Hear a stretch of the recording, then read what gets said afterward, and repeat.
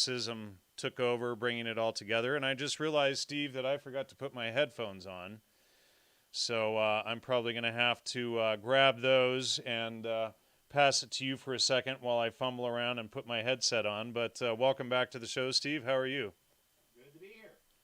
And I'm going to turn this down a bit so you don't feedback loop into it and drive everybody crazy.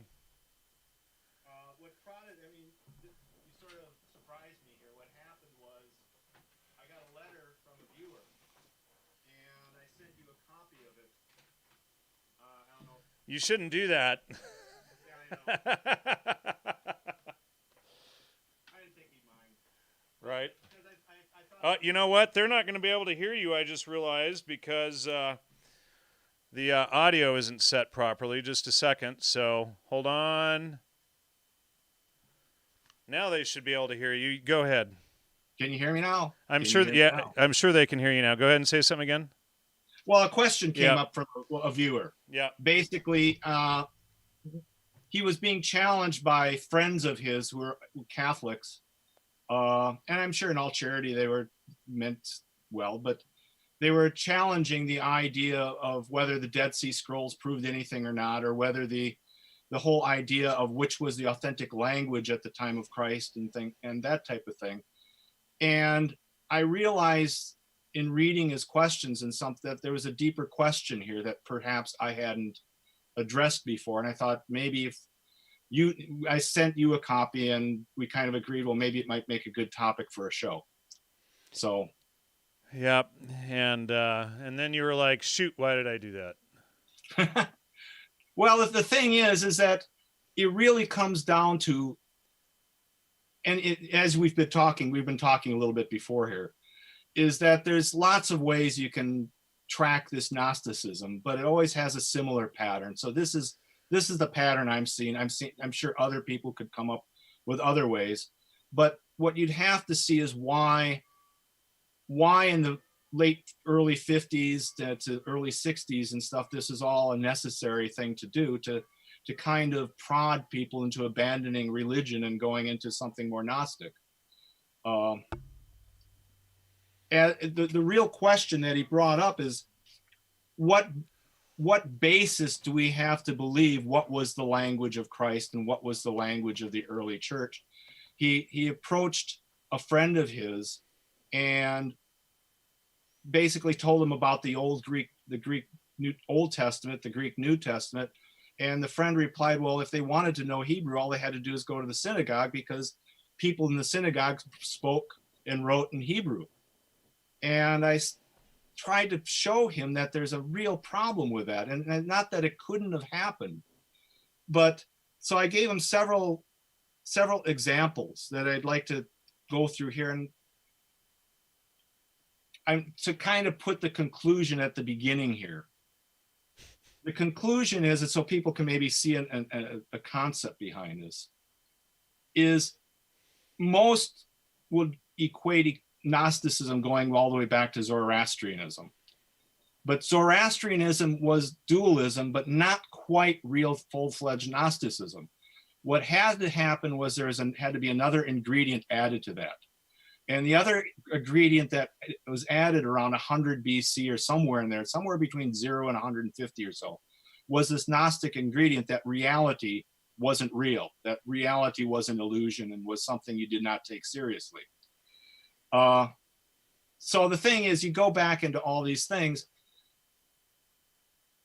you have kind of a stepped process here. And the stepped process is that Judaism is really, by all means, more of a naturalist religion. It's a more of a material-based religion. And so when people go back to early Judaism, they don't think of it in terms of as being a Gnostic religion, and probably rightfully so. And the same thing happened with the church, is you go back to the church and you had a similar type thing going on. But by the time you get to the first century, you start seeing Gnostic behavior looming in both of them. In Judaism, you start seeing the blooming of the Kabbalah, and as time goes on, you see in Christianity, you see this blooming of of what most people would call Hermeticism or something like that. And we had traced that back on the show, before with Todd as stemming, as I hit myself in the face, as stemming out of Sufi Islam and some of the influences going on in Spain and France at the time, and Sure. and sort of leaking into Christianity and Judaism, and then of course. What we found was that all of it was then blamed on Judaism as the source rather than Right. on Sufism and Islam and Gnosticism. But to put a kind of a cap around this, because then the rest of the discussion can flow out from that, is that there were not always Gnostic elements within the church, and there was always Gnostic elements within Judaism. And so by the mid-last century, mid-20th century, it clearly became an idea that if the church went back and found the Gnostic sources in Judaism and looked at that for validation, and the Jews did the same, Gnostic Jews looked the same thing. Well, let's go back to the early church and find Gnostic sources as validation for our thing.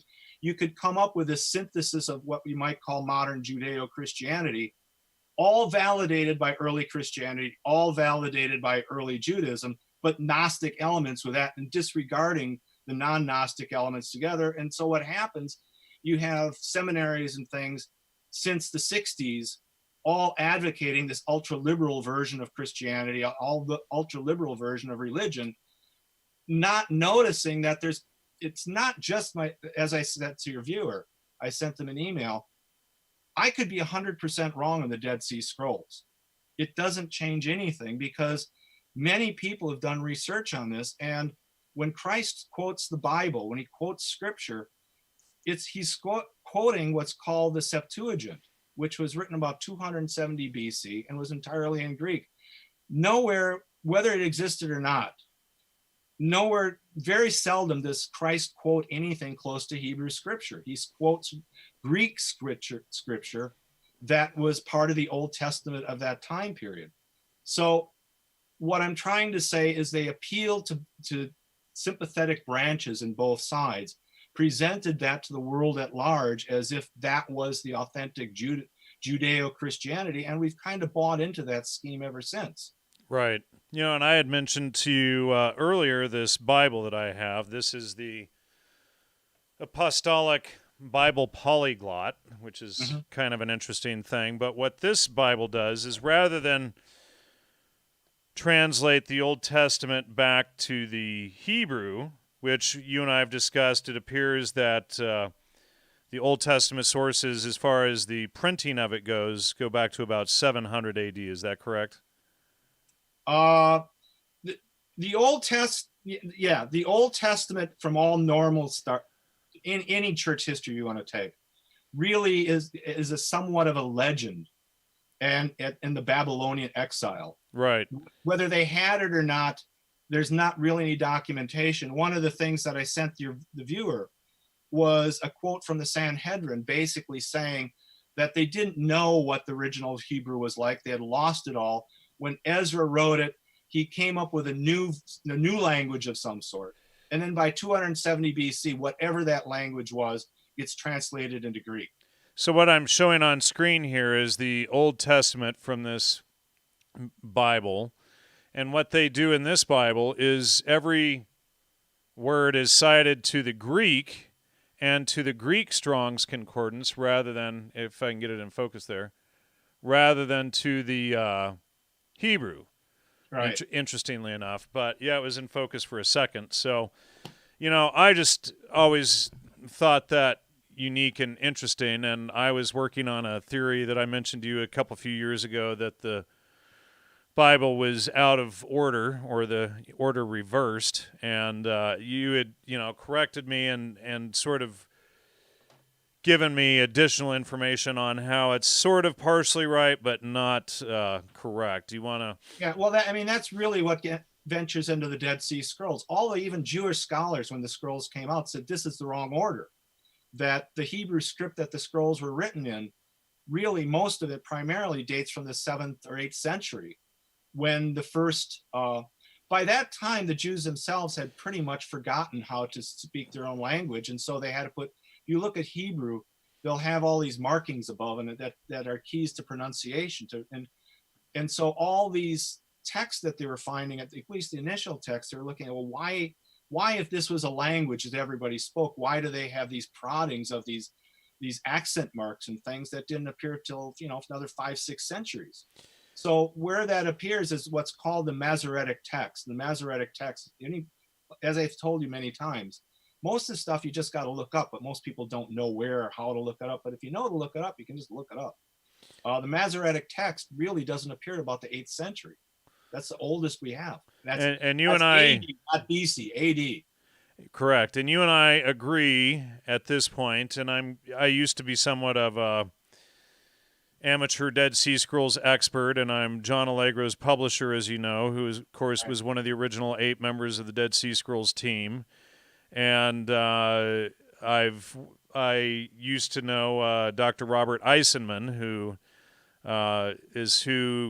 can be credited or blamed for getting the Dead Sea Scrolls published through the Huntington Library. He got them from the Huntington Library, whatever. Finally got them released to the public, but you and I concur that there is a very large chance that the Dead Sea Scrolls are complete frauds. And the thing is what I would say is that sounds outrageous to most people. Right. But at this point, yes. But and just to say, they haven't been through the whole process of understanding the intentional distortion of Christianity and of the biblical text, etc., and to do that and to create the false impression of Christ and whatnot, the Dead Sea Scrolls had to be inserted. Right. Well, and what I was just saying, though, too, is that it seems like I'm putting something out that would be outrageous, but my proof really is consistent with other things, like I said about the Septuagint. The language of Christ in the Bible was Aramaic and Greek. Aramaic is not Hebrew. It's very linked, but Aramaic literally is the lingua franca of Persia, which they would have picked up when they were in the Persian exile. So the thing is, it may sound like I'm promoting something outrageous, but all I'm really doing is, as I sent a link to you, the professor's R. Grant Jones, and anybody can look this up, and he has a paper written called the Notes on the Septuagint. Where is this link? It's in the middle of the email. In the email.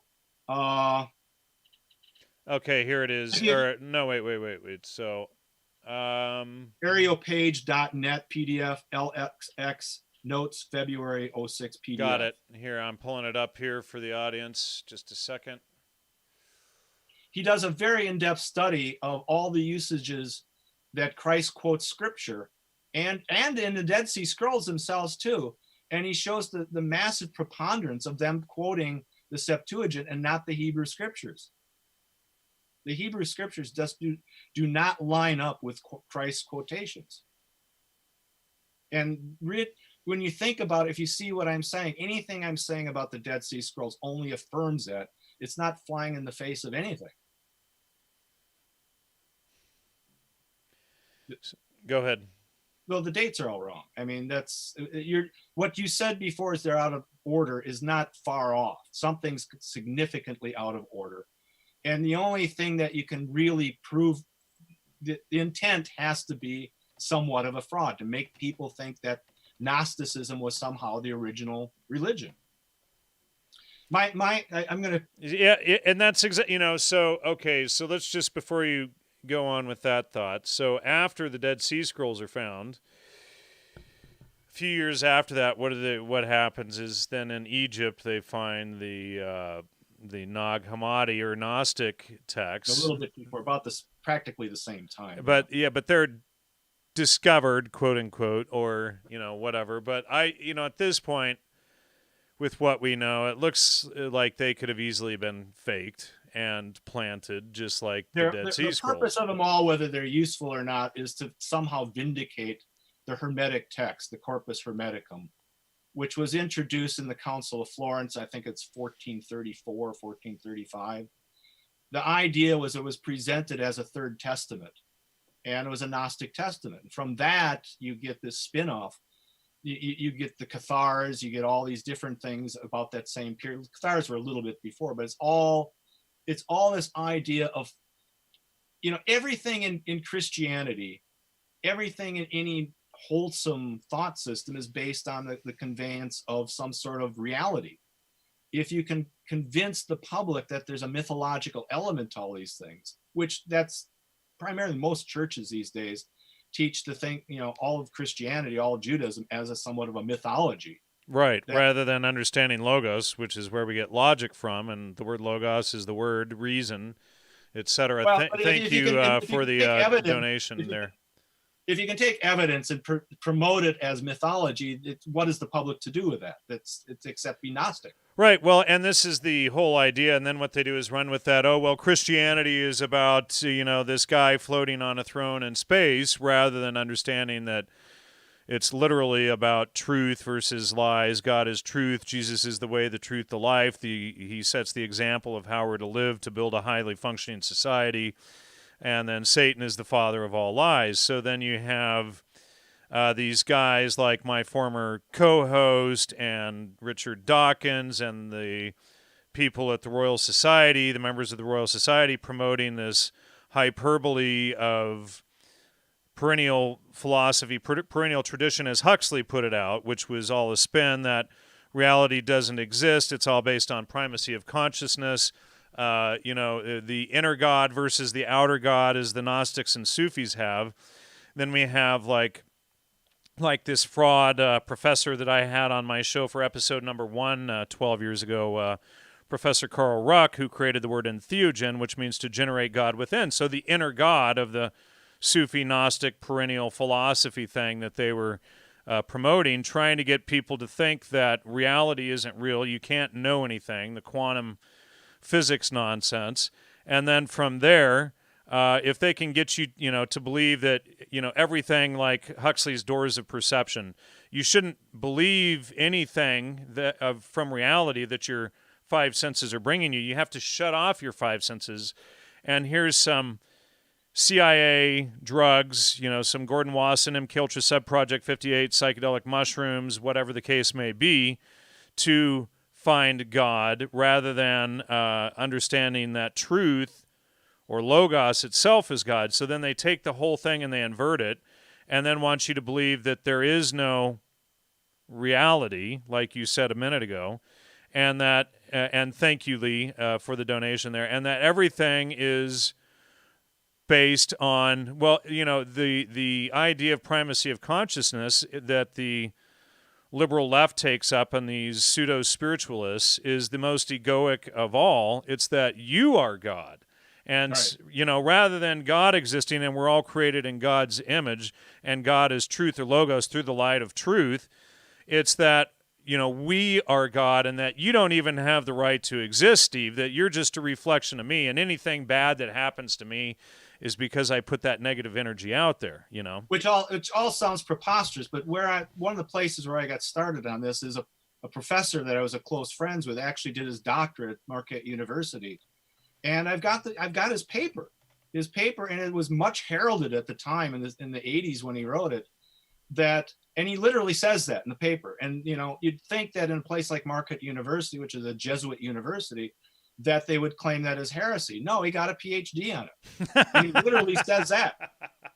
Well, and it is heresy is the irony, Well, and the thing is, I saw him as being, the quintessence of something evil, because in a way he closed the loop a lot of other theologians couldn't. He got his doctorate literally closing this loop. Yeah, people are having fun with it in the chat. I am God, and you are a reflection of me. Right. Well, it sounds preposterous, but I'm telling you. But that's literally the whole thing of the whole leftist New Age philosophy and all of that. Is it's all based on primacy of consciousness. I'm going to take it one step further, though. All right. I think everybody's a little bit missing. Okay. And is that how do you take all these people in the world? This is the primary question. How do you take all these people in the world who've never studied philosophy, who don't give a rat's ass about philosophy, and all of a sudden turn them into Gnostics? Well, most of the, you give them LSD and mushrooms and tell them to navel gaze, and meditate on their belly button. I think it's much easier than that.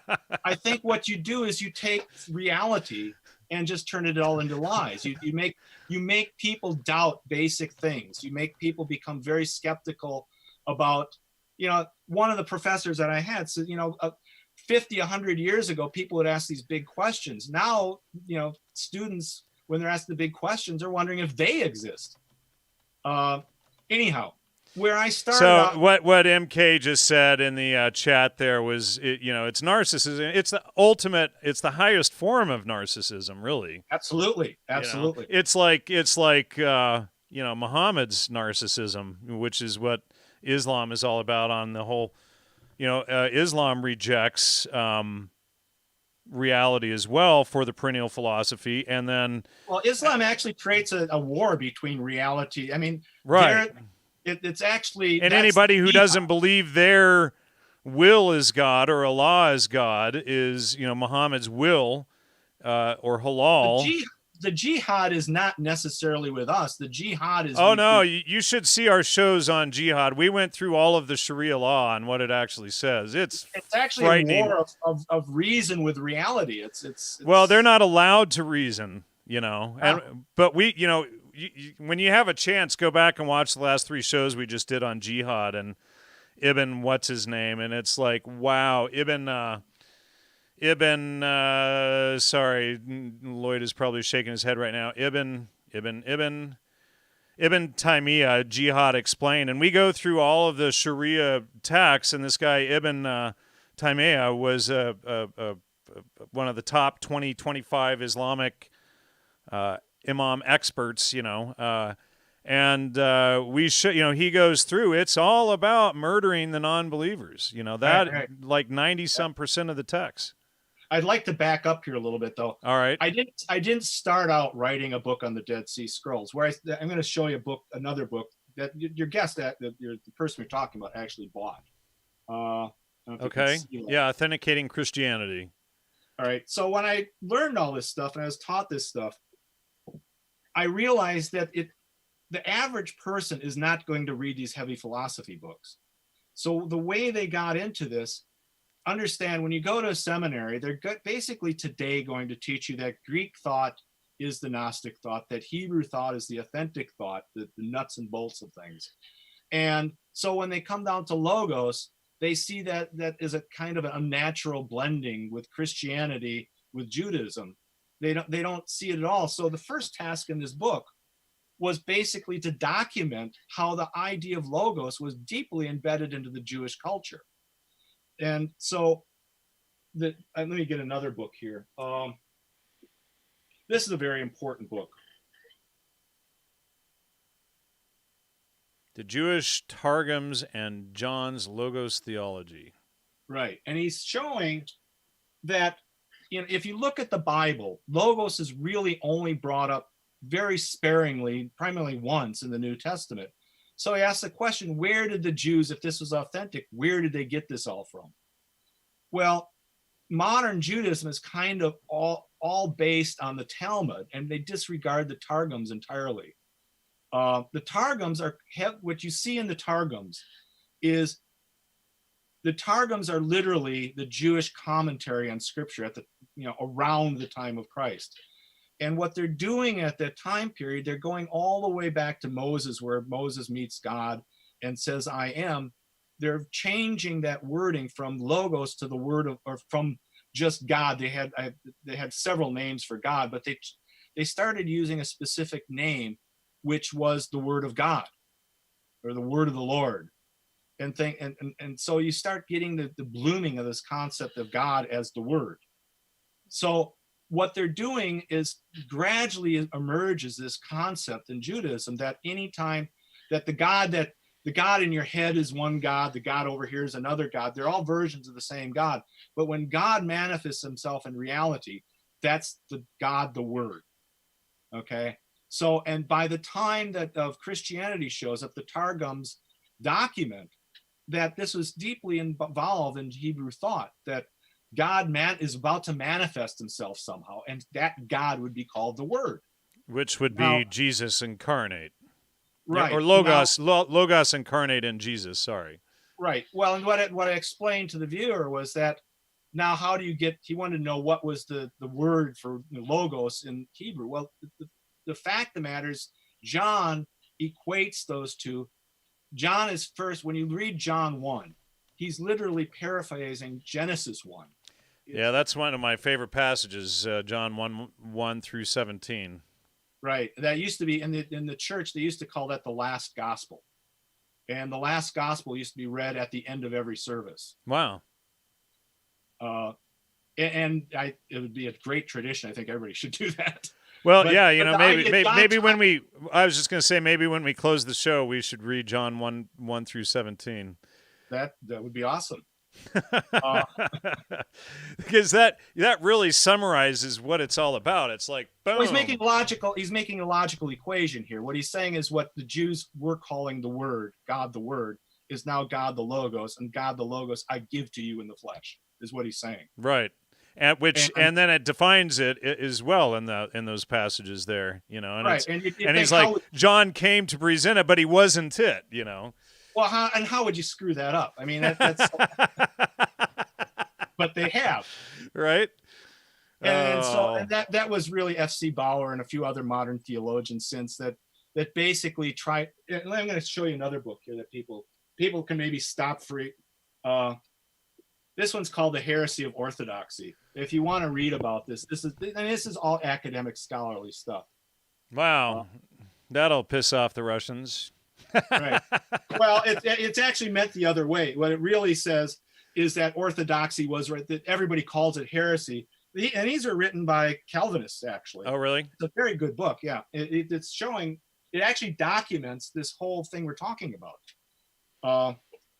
Anyhow, what you see is, I think you're right in the sense that people who are attracted to New Age, people are attracted to drugs, and they have this built-in need for this Gnostic personality or something like that. Right. But that doesn't explain how the Joe average in the street who isn't interested in any of this stuff all of a sudden has this Gnostic take on the world. Why are they all voting? Well, yeah. Well, I mean, there was heavy influence, and this is just from my personal research, and you can interject here, but from my personal research, it was a concerted effort by the CIA through the 60s counterculture, through the drug movement, through which I've documented Gordon Wasson, Timothy Leary, the Beatles, the Rolling Stones, whom were all British MI6 and CIA, and just this rolling out of this whole philosophy. Frauds like hippie philosopher Alan Watts, Gregory Bateson, who helped kick off the CIA. Aldous Huxley, another big primacy of consciousness fraud, Jiddu Krishnamurti, and then all of these guys kind of got heaped into the CIA's MKUltra program and then pushed out into society through organizations like the CIA front group up in Big Sur, Northern California, the Esalen Institute. To I wouldn't deny any of that. I mean, to promote this whole thing out to society. So then you've got people being steered away from Christianity and Logos and God is truth to, it is whatever you make it, and it's just, this whimsical sort of airy-fairy, crystals and,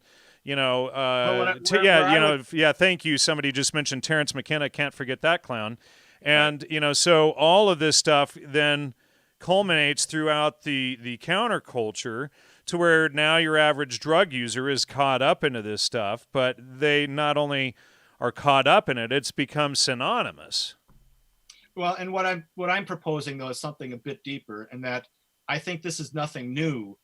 What I do go into in this book, for instance, is what the real story is behind the Holy Grail. What's the real story behind the Shroud of Turin and stuff like that, and then how these things have been kind of Gnostified, if that's a word. Sure, and I'm guilty of it too. I showed you the cover of my book that I wrote in my early 30s, arguing that astrotheology and shamanism, Christianity's pagan roots. Now I've come out, a couple years ago saying it was the opposite. Paganism came out of Christianity, and I got duped into thinking it was the opposite. But you take the Holy Grail.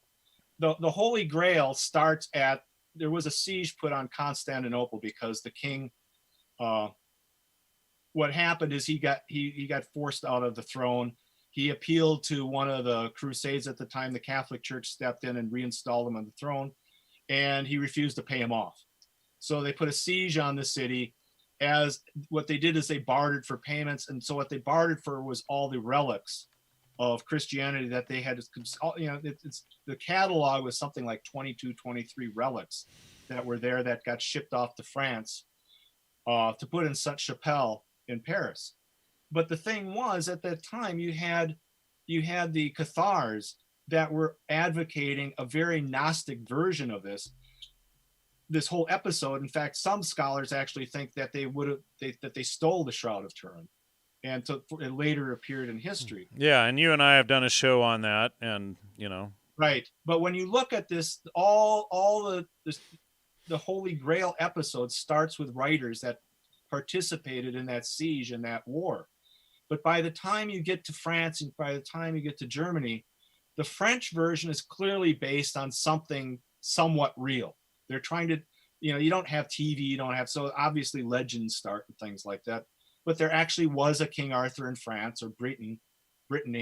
There actually was, we talked about that. But now you look at the German version, and the German version is very Gnostic. They don't see it as a reality thing. They see it as a stone, like in Islam, or they see it as a thought. So you have these competing forms of the Holy Grail. Doesn't that kind of make sense with Hegel and that kind of stuff coming out of Germany, which then becomes the foundation of this quantum physics hyperbole stuff that we're dealing with today, that all the kids flock to the universities to study, which is just more perennial philosophy. And just to interject here, a couple other names that should be mentioned in that whole thing was Dick. Hall of Infamy. Well, Dick Alpert or Ramdas, who just died recently. Robert Anton Wilson was another guy, and I've shown over the last decade that all these people worked for the CIA. And it's not Ram Dass. It was that he was a homosexual, and he it was Ram Dass, and he said it Ram Dass to make it sound spiritual. Right. Well, and then you get into the Cambridge Apostles. You know about them? No, maybe I've heard of it vaguely. I don't know. I'd have to look in the database. You surely have heard of Keynesian economics. Oh, of course. Well, and I can't think of his name right now, but he was the surveyor of the Queen's jewelry and art during World War II and was a Nazi. I could come up with a name. I can't come up with a name off the top of my head, but the whole thing was a put up. There's several books on. I think the name of the book was called Spycatcher. It was written by the guy who actually caught them in World War II. But they were heavily Gnostics. They were all politically gay. Right. Yeah. Well, sure. And here, so I'm just showing the database on screen. London School of Economics. They're all tied into the Fabian Society and whatnot. But who was it you were just talking about? Cambridge Apostles. No. I was thinking of the economist guy. Where the heck is he? Keynes, Maynard Keynes. Yeah. So why the heck am I not finding him in my database right now? He should be right here, and he's usually right here. But as far as I remember, he was part of the London School of Economics. I could grab the book. It's about 5 here it is. Here, let's see. So Fabian Society Century Club, and then he's part of the New School for Social Research. Yeah, so tied with Gordon Wasson, M. Kiltra Subproject 58, Fabian Society. And he's literally Eugenics. The guy that came up with liberal economics. Right, which is, yeah. And what they don't get is that all of this stuff is intentionally promoted by a group called the Fabian Socialists, who were into eugenics and population control. And so anything that they put out there was to promote eugenics. So Aldous Huxley was a Fabian, David Rockefeller, George Orwell, H.G. Wells, Sir Victor Gollancz. You could go into James Bond even, because James Bond was written by Ian Fleming. Right. Ian Fleming was a spy who actually was assigned to uncover a lot of this stuff. So correct. And so we have Ian Fleming in here as well. He was at Eton College and he influenced Aleister Crowley, the big Satanist, and he was MI6. So, of course, Aleister Crowley and Aldous Huxley were the two big ones. But, Aldous Huxley really makes, in the end, Aldous Huxley really made Crowley look like a big, pussy, a big wannabe Satanist compared to what he was doing. And then, above them is Hassani Sabah, and then we're right back into the Sufi Islamic Gnostics, Getting back into the Holy Grail, eventually that ends up being, if you want to read, the book is available as a Nazi text. And the Nazi text is written by a guy who was an archaeologist named Otto Rahn. And he goes in pursuit of the Holy Grail and from Mount Segura, and basically as a Gnostic idea. But that book is later picked up on by the people who came up with Indiana Jones. So the whole Indiana Jones tale is based on Nazi folklore, and this actual book that you can read. And then Indiana Jones is based on, what's his name? Richard Evans Schultes, dun dun dun, who is the so-called discoverer of ayahuasca and, what's one of the other ones? But anyway, Richard Evans Schultes, he's one of the guys who then promotes the drugs, and he was, told Gordon Wasson about the magic mushrooms along with Robert Graves, who was OTO, and then they launched the whole MKUltra movement. But literally, Indiana Jones is based off of Harvard Botanical Library professor Richard Evans Schultes, who was going around South America digging up all of these plants, and for you check out Otto Rahn. Cataloging them for the CIA for use in to use them as suggestogens or for mind control. Right, but check out Otto Rahn and the Holy Grail. It's where you get you'll see the similarities between the story of the original Indiana Jones and that whole Nazi, into that and covering it and all that kind of stuff. Otto Rahn represents this other version of the Holy Grail where it's actually a Gnostic wisdom text. The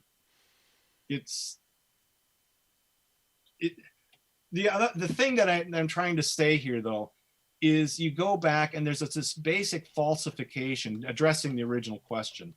You get this falsification of what was Logos, what wasn't Logos, and it's presented as if it's an idea that was completely foreign to Judaism, which just isn't true. And so when you see the birth of Christianity, it really isn't Christian against Jew. It's an internal Jewish argument that happens to spill out in a certain way where one philosophical direction went one way and the other philosophical direction went the other way. Christianity, in a sense, was at least attempting to be a religion that continued the sacrificial worship that was originally part of Judaism. And Judaism itself followed the Pharisees, which was basically a religion that was a religion without its sacrificial elements. Well, and it became inundated with Talmudic laws, like you can't walk under a board through a hallway on Sunday, blah, blah, blah. And then right. Jesus comes in and says, we're missing the truth or the logos or the natural law aspect of it. And then he says, okay, we're going to fulfill the law. Right. But what always fascinates me again is I understand how intellectuals spin these things, but how do you convince Joe Average, who's really barely interested? He's barely, Joe Average, the average Jew, the average Christian just goes to church or synagogue on Sunday. He really just wants something a little efficating and wants some peace of mind. And all of a sudden he goes and puts his trust into people. And all of a sudden his trust gets betrayed, and he's being goaded into believing something he would never buy otherwise.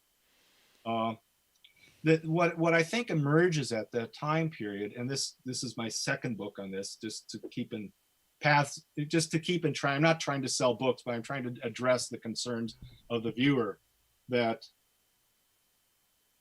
this book is basically trying to take all the way back as what gave this movement legs.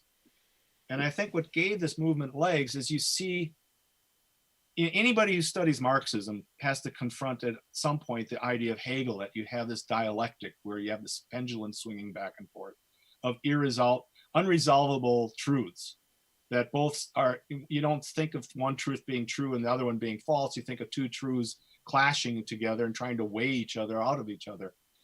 This was a Pharisaic concept going all the way back.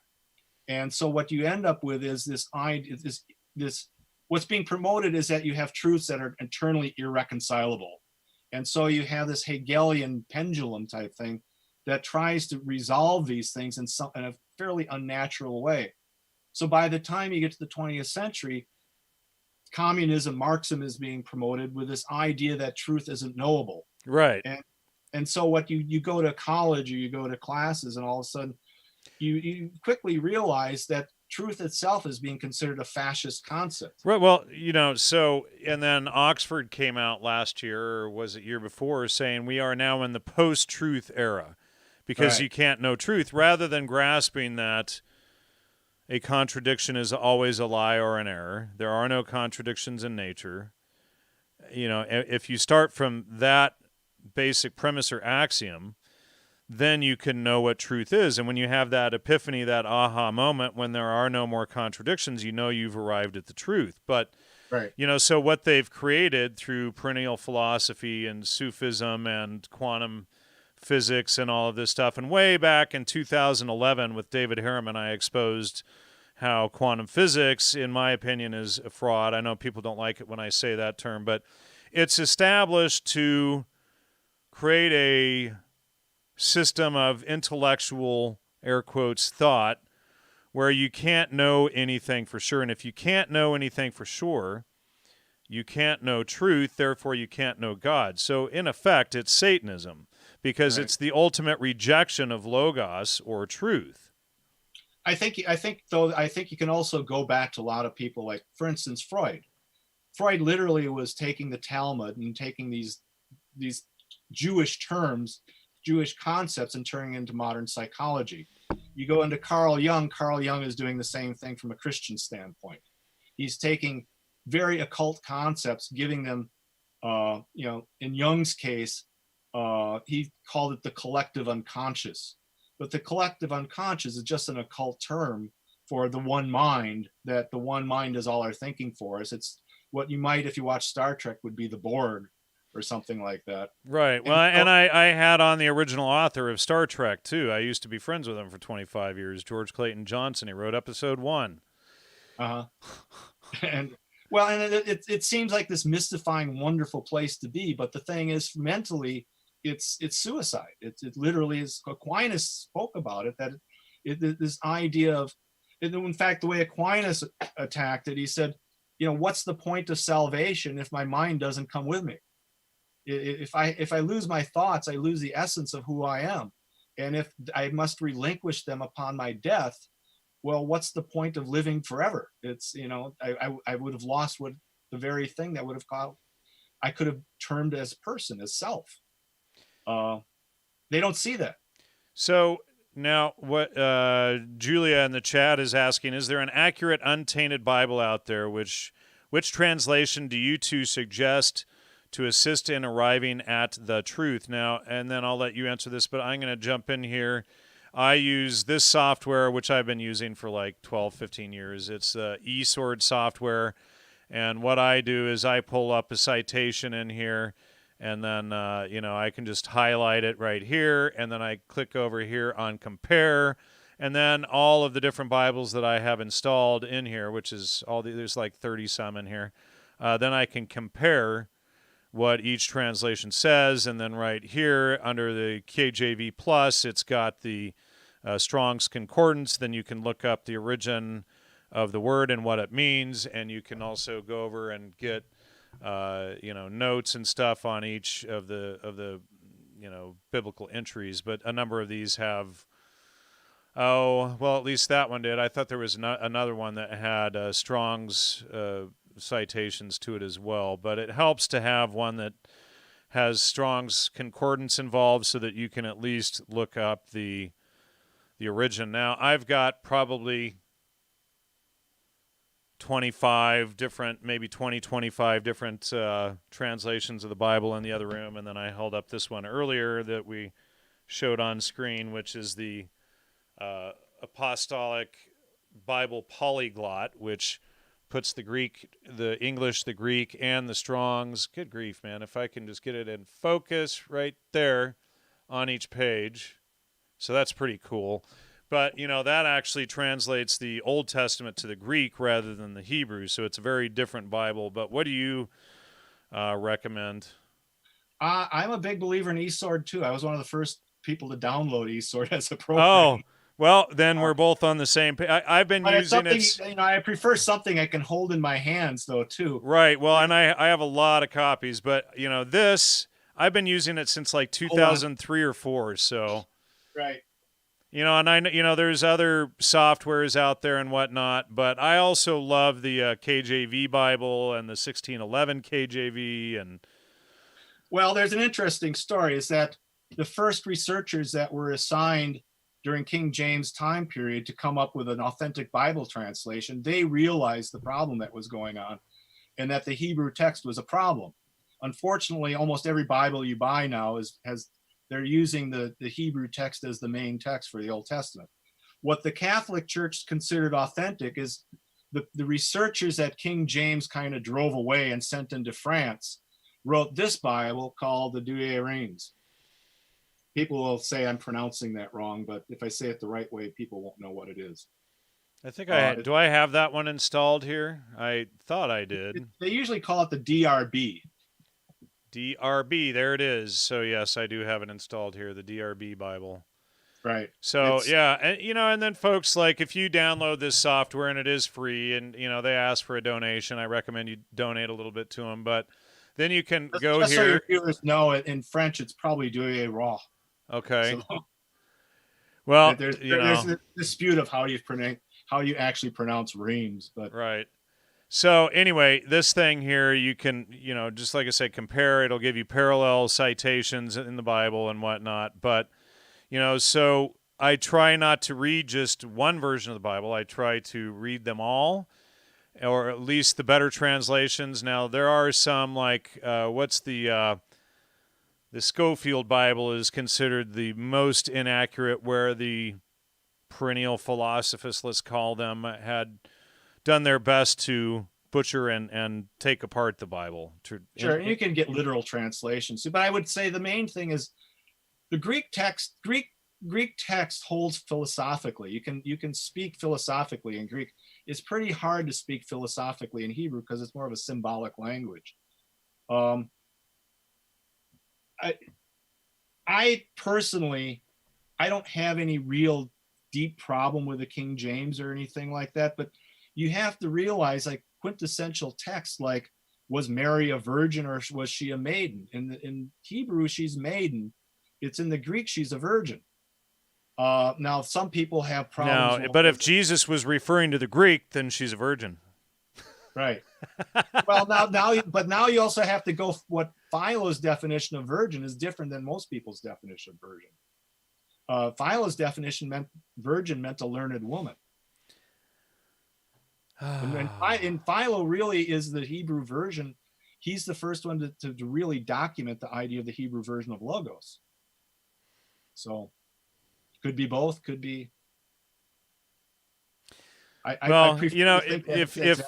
If truth is incarnated, it would have to come through its purest form possible, in my opinion. And I don't disagree. But those are the things that sane people can discuss and talk about. You can't discuss them if the text has been perverted.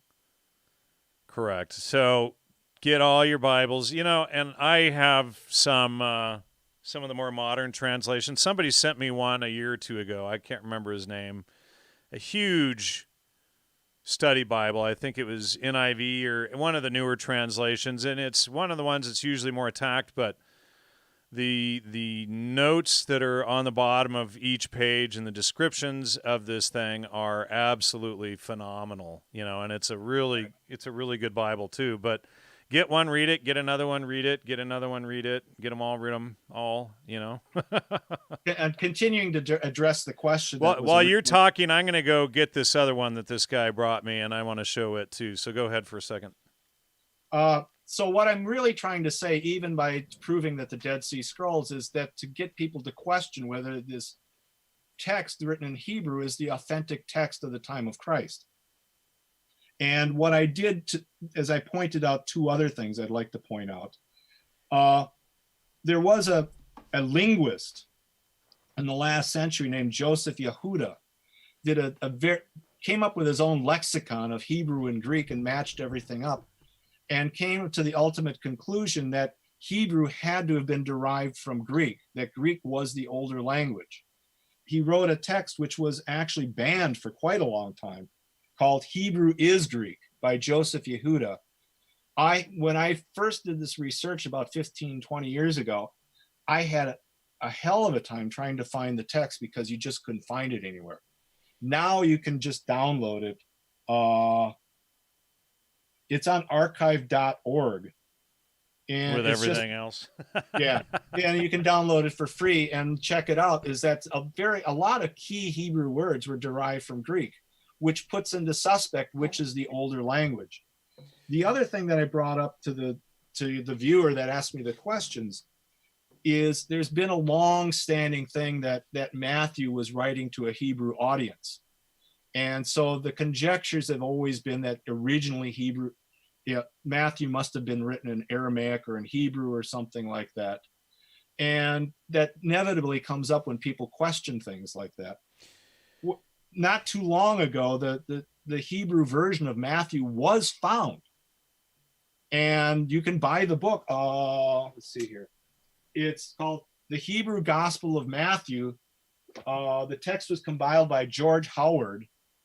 It was actually used originally as a defense of Hebrew. The Jewish people that produced the text were using it initially to prove that Catholicism was wrong, but they found out exactly what I'm saying, is that when they came down, push came to shove, they found the Hebrew text was actually based on the Septuagint.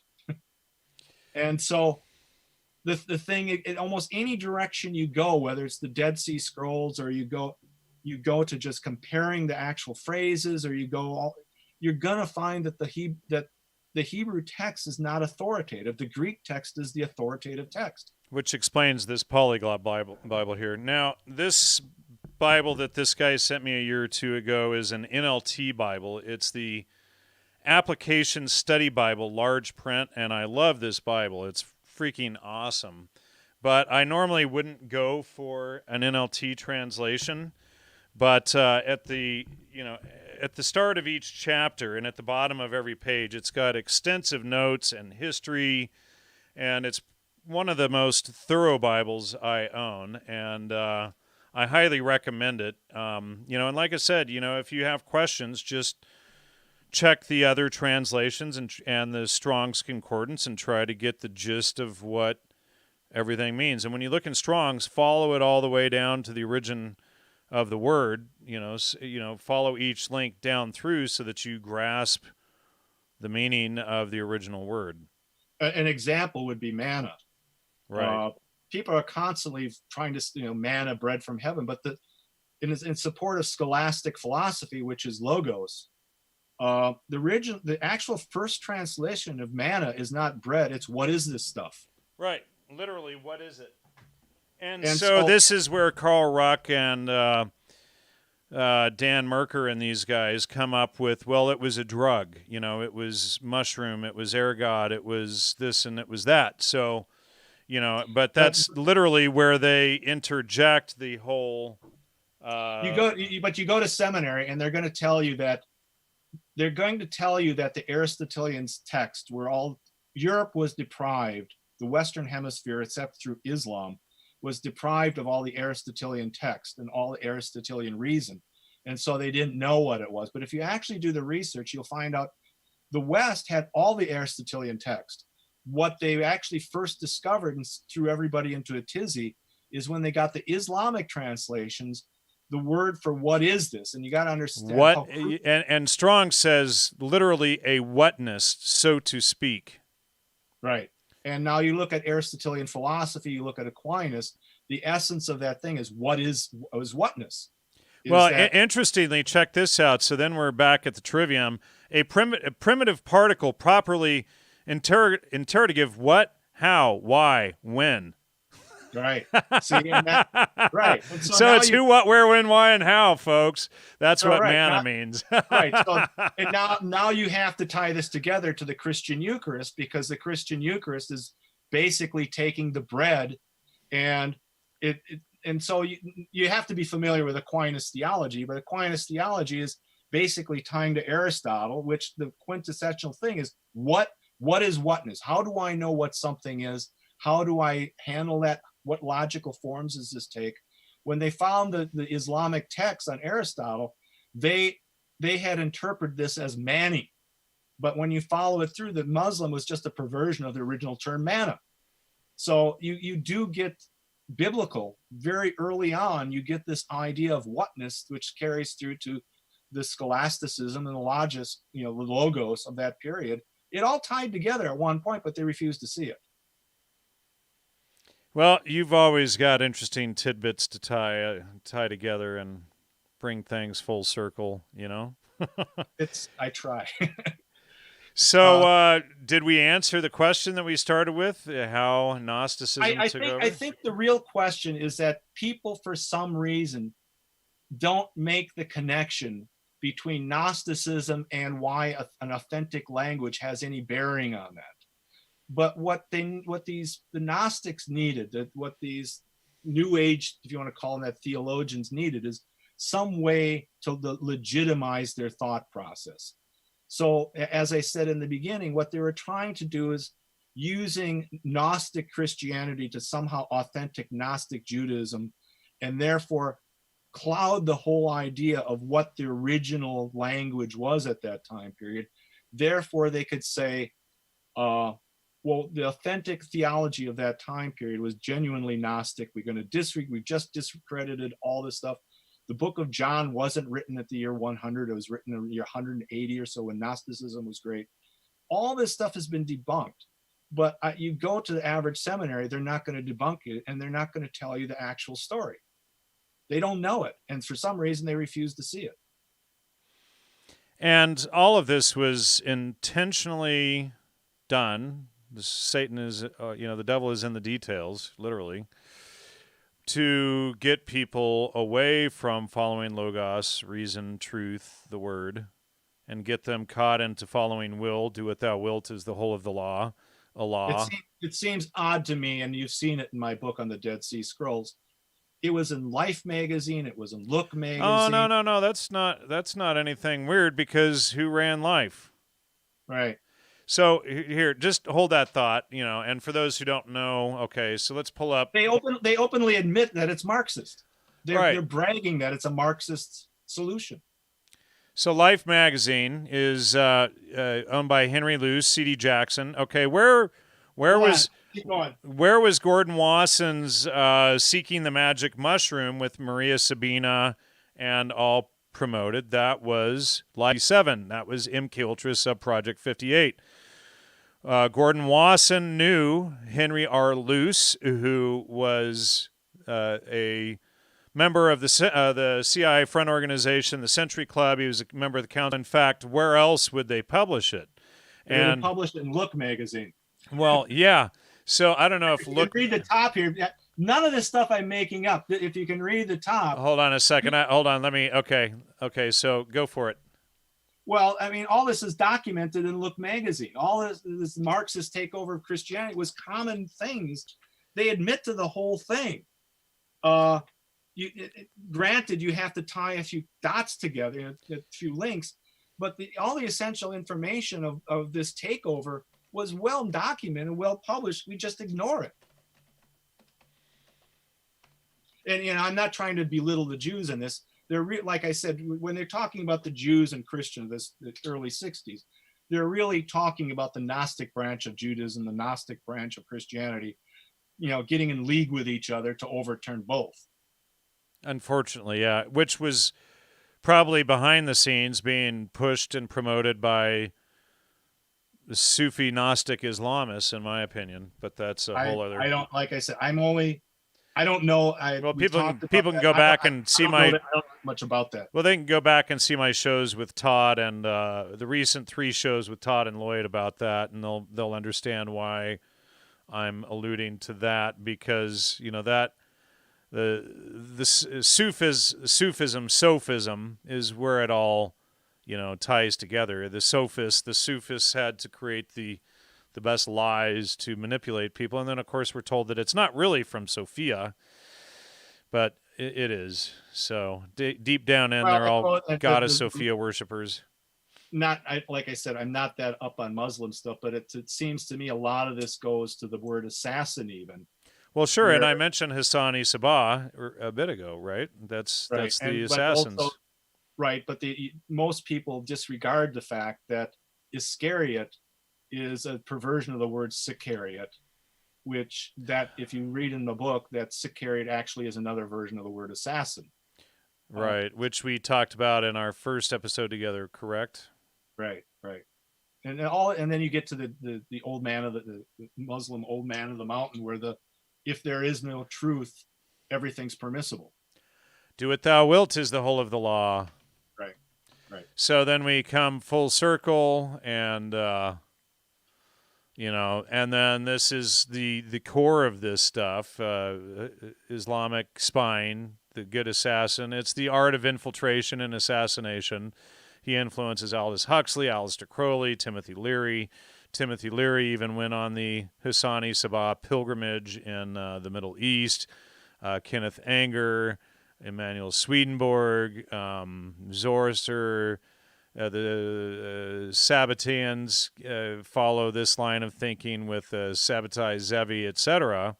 Right. And then, and of course, they're accused of being Jews. They were Islamic converts who did a lot of stuff to get the Jews blamed for everything. Certainly, Sabbatai Zevi was. Right. Well, and those who follow them today. But, and then, and I'm just going to show this on screen one more time because it seems like we can't ever show it enough. But I'm going to show the definition of Baphomet on screen here so that people can understand where that comes from. And so Baphomet is a form of the name Muhammad used by medieval writers, alleged name of the idol which the Templars were accused of worshiping.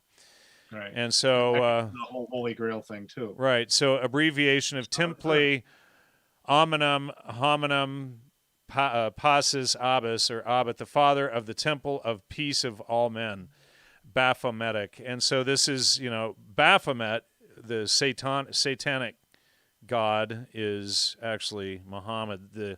The Satanists are closet Mohammedans. That's the big shh. Right. Right. So, do you have anything more you want to add here?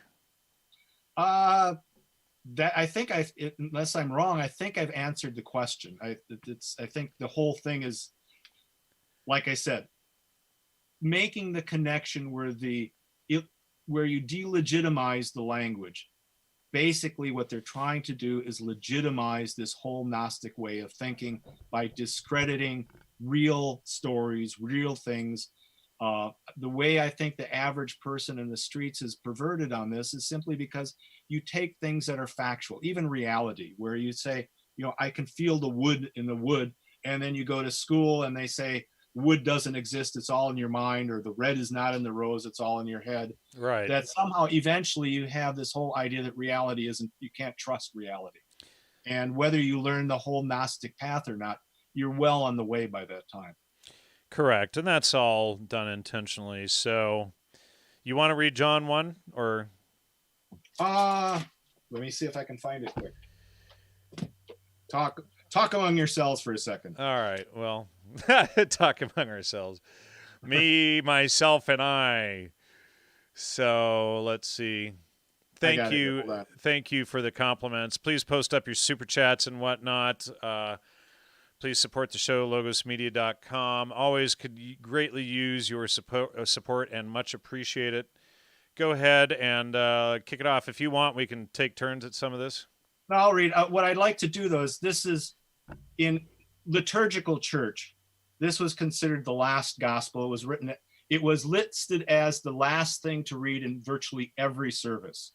The only service that they didn't read it was Christmas 1.